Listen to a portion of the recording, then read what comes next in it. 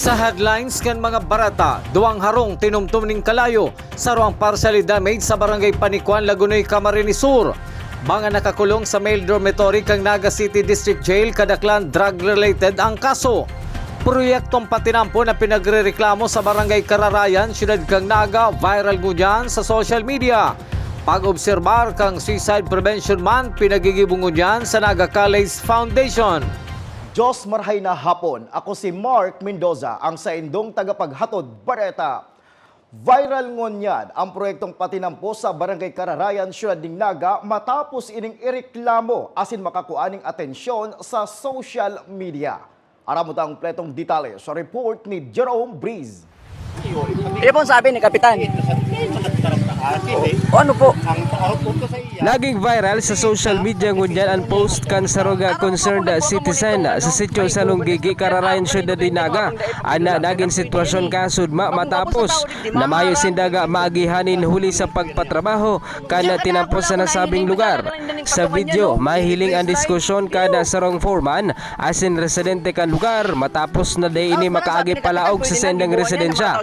Tulos malining nakaabot sa karaman ni Kapitan Rodrigo Agrabante asin ipinaapod tulos ang foreman tanganing makauli sa nasabing problema. Dagdag pa kay ni nasala ng paagihan tulos inin huli ta baka maraot ana bagong haman na tinampo. Sa kumalang ang pagkakulang duman dapat na inaubos pag tinampo. Binangalang ko tats may liwasan si mga taga-urban. Asin si tinampo nindag talaga day maagihan. Pero kung ka ba nga mata kasi sa kabaak si may agihan. Pag nagtagas na naman si kabaak, di ba naman sila mapuwas? Sa lado man kan sarot sa residente kan lugar, mayo man subot sa iyang problema ang sitwasyon kasudma. Asin na sulumente nga sarot sa may sadiri kan multicab asin tricycle sana ang nagreklamo ninhulit ta ini makaagi. Ewan po, na haras man sa oras man lang magkangani ito, hindi nang makaaragi. Kaya ito malanganing multicab, kaya itong Trimobile, yung malang to ang nagreklamo. Sa ngunya naagihan naman na nasabing tinampo pasiring sa urban purkan sitio sa Lunggigi. Alagad pangapudan giraray ni Kapitan Agrabante sa kontraktor kay ni na lugod magkaigwanin bantay pagkakabanggi na mamandonin trapiko tanganing maiwasan na aksidente. Magikiulay po ako na sana pagbanggi talaga may bantay. Minsan may nangyari na sa kuya, nagkasarabatan, nakago kami, kailan may nagsabat.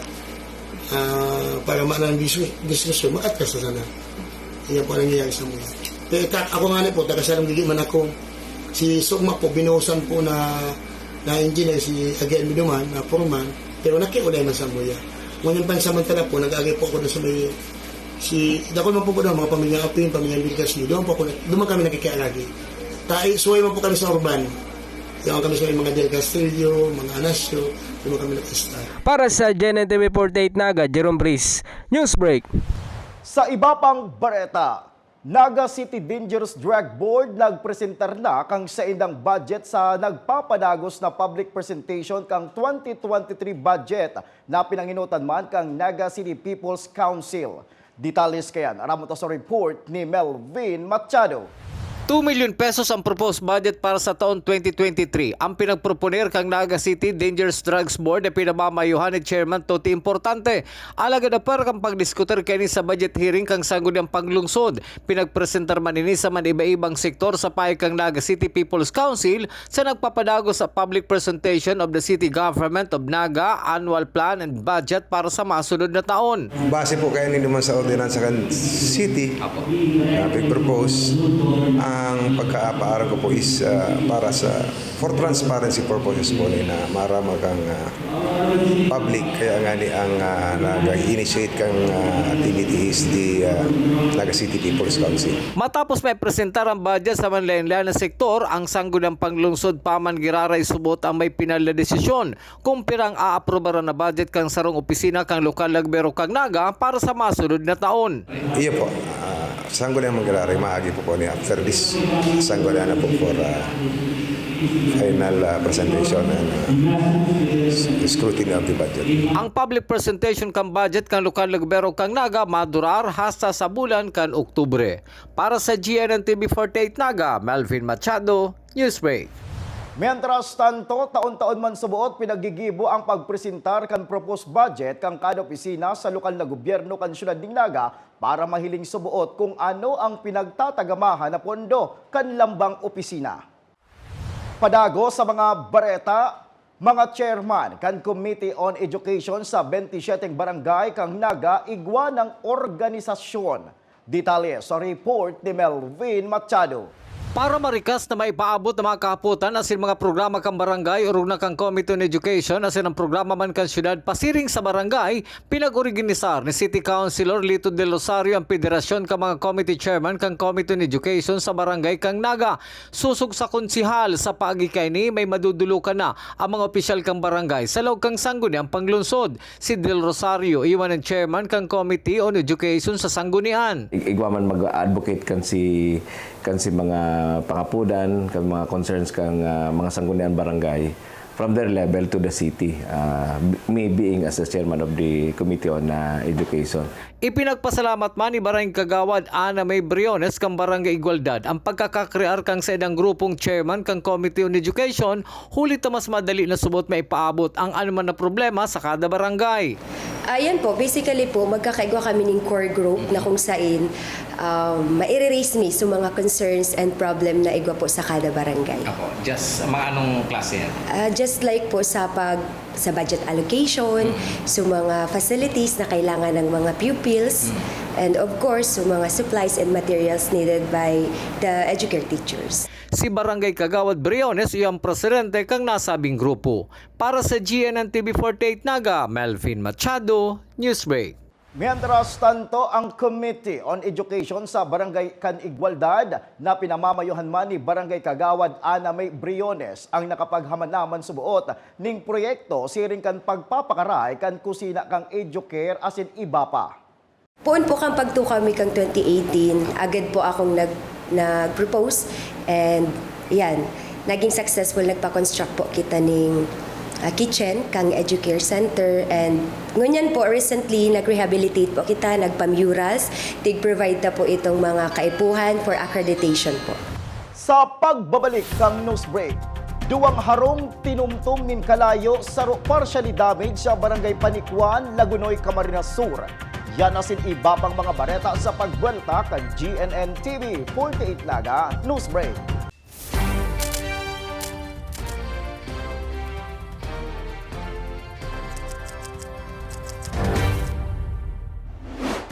Mas pinalinaw, mas pinalakas, mas pinalawak. Ang GNN TV 48 Naga, digital na! Kung ang inyong TV sets ay digital ready na, pindutin ang scan o search channel button at makikita ang GNN TV Channel 48. Maaaring gumamit ng indoor o outdoor antenna para sa mas klarong panonood. Ganito rin ang gagawin kung kayo ay gumagamit ng digital box. Sa mga susunod na araw, asahan ang mga programang malapit sa puso ng mga Bicolano.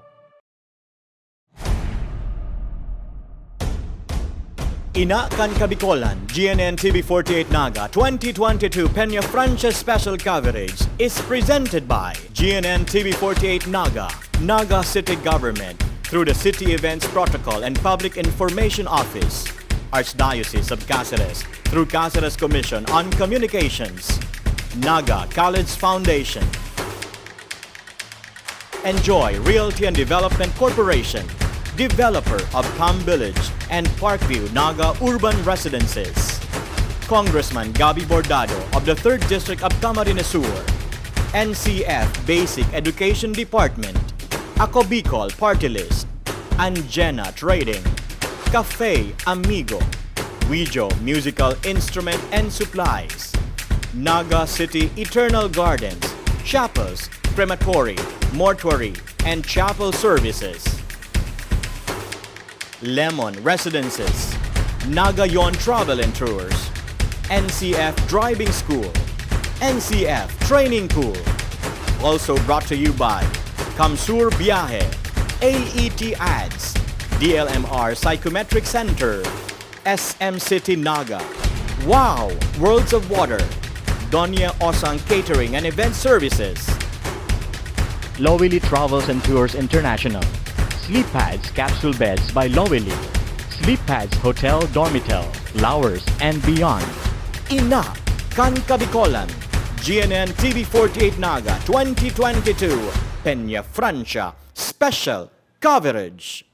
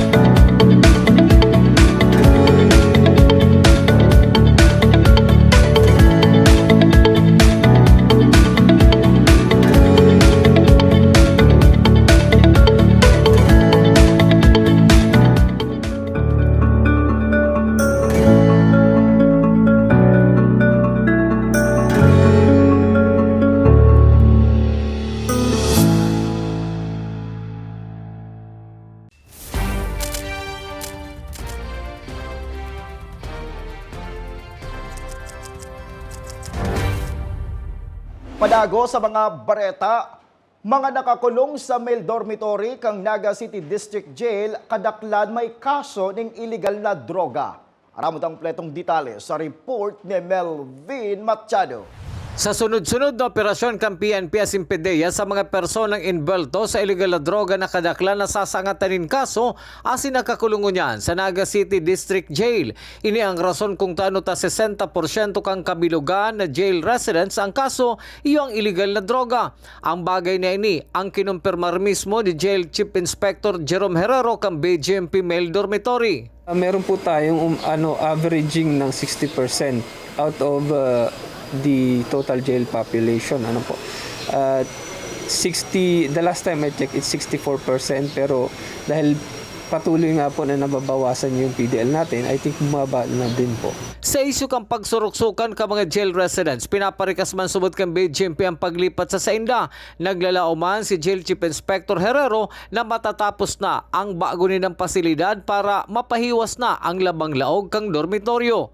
Since January po, pag-assume ko dito ng as officer in charge, meron tayong 431 PDL. Ngayon, 370 na lang po dahil sa pinapagbilis po natin para ma-decongest po ng maayos yung mga dormitoryo natin. Para sa GNN TV48 Naga, Melvin Machado, Newsway. Mientras tanto, nagpapadagos man ang mga programa kan Bureau of Jail Management and Pathology urog na sa male dormitory para matabangan ang mga jail residentes na sa indang rehabilitasyon asin mamantinir ang katuninungan sa laog kan BGMP. Ngayon po, tuloy-tuloy pa rin yung mga WD activities natin para matulungan na hindi yung rehabilitasyon at pagpapasaayos ng mga ugali ng ating mga PDL para manatili yung kapayapaan dito sa loob ng ating facility. Sa satuyang police report, duwang harong sa Barangay Panikuan, Lagunoy, Camarines Sur, tinumtum nin kalayo. Aramot ang kompletong detalye sa report ni Jerome Breeze. Natupok nin kalayo ang duwang harong mantaga partially damaged man ana saro pang harong matapos ang pagbungkaras ni nakasulo sa Barangay Panikuan na Lagunoy, Camarines Sur pasado alas 8 nin aga kasudma. Sigun kay Fire Superintendent Emmanuel Ricafort, ang Provincial Director kana BFP sa Camarines Sur, sangon niya nagkukondusir panin investigasyon ang sa iyang mga personnel sa lugar sa coastal na barangay kana sabing Banwaan. Pagabot-subot kan mga personahe kan BFP, fired out na asina pigrekomenda kan opisyal kan Banwaan na magkaigwani na substation na sa lugar tanganing tulos na makaresponde kon may kasulo. Sa Kamsur, out of 37, dalawang city, tsaka 35 municipality. So meron na lang tayong dalawa ito yung sabayan ng presentasyon, so wala pa talagang fire station dyan and wala ring fire truck. And sa Sangay, meron na tayong newly constructed na fire station last year. And ang kulang na lang is fire truck, no? So, sa bayan ng presentasyon, meron na pong binigay na lot donation yung ating butihing mayor doon sa presentasyon. And hopefully, in the succeeding years, mai-program po yung construction nitong fire station. At the same time, meron po tayong procurement ng mga fire trucks sa National Headquarters. May maninakulugan na residenteng nakaistar sa lugar matapos ang pagbungkaras kan kasulo asin na tulong pamilya na apektaran kan insidente.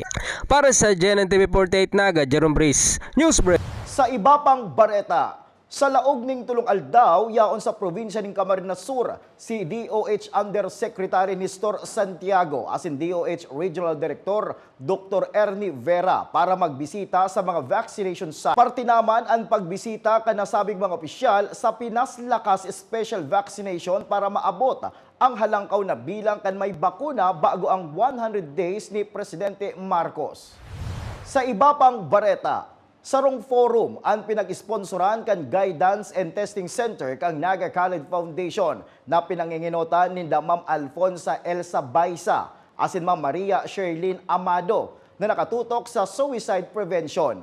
Parte ini kan pag-obserbar kan Suicide Prevention Month. Kabali sa nag-a-attender kan forum iyo ang mga estudyante sa senior high school asin mga college students.